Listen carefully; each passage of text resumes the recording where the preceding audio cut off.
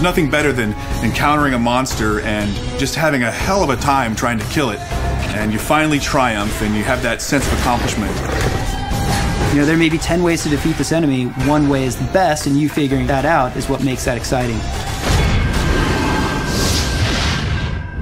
I think one of the challenges in making a new fantasy world that's unknown to players is it needs to feel familiar without being just a clone of things that are done before. Get it? Yep. All right. We've sort of taken a very dark spin on some of the classic creatures you might expect to find in a fantasy game. As if we didn't have enough troubles. As an animator, we have some great creatures in the game that are super fun to hand key. We look at references, spiders and alligators, reptiles, birds, all these things. And it's going on the stage and shooting all day in motion capture. Action. The studio here is great to just fire it up. You can take an idea, motion capture it, process it, and put it in the game, on the same day. Run for it! We're trying to give the player an experience of wanting to move through the areas and kill all the creatures that are stopping them, not just for the sake of killing the creatures, but to find out what's going on. Somebody please! Help me!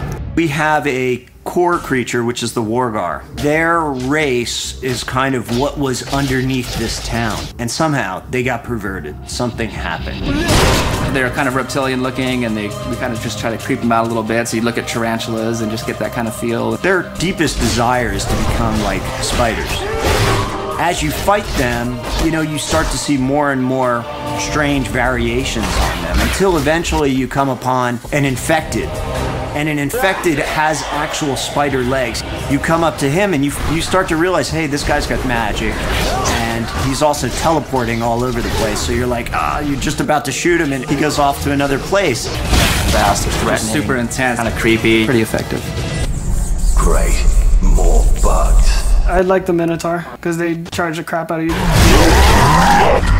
They're powerful figures. They have big chests and arms, but their heads are a little emaciated, and they have some twisted, vicious-looking horns. What we wanted out of a creature like this was something that was going to run and smash into things and just send the players flying if they weren't too careful. I'm loving the assassin right now. She's a very kind of sexy, quick character that takes on the guys and pops through different environments. Basically, her head is on a staff, and she also teleports like the infected Wargar. What she does is she'll place this staff in the world, and you're like, what the hell's going on? Next thing you know, this staff is fighting you, and she's fighting you. A Nuven is the dark force behind whatever badness is happening throughout the land. But it's not clear at all what it is that he's really up to. And we reveal that to the player slowly throughout the course of the game, and ultimately you find out who he is, and what he's up to. Good for you.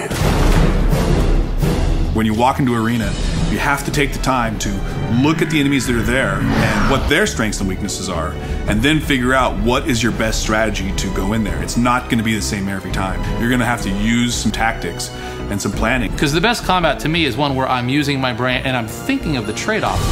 Action, chaos, then you take a breather and you get a story moment, and then it leads you on your path. I think overall it's just this really rich experience. It's a great world to delve into.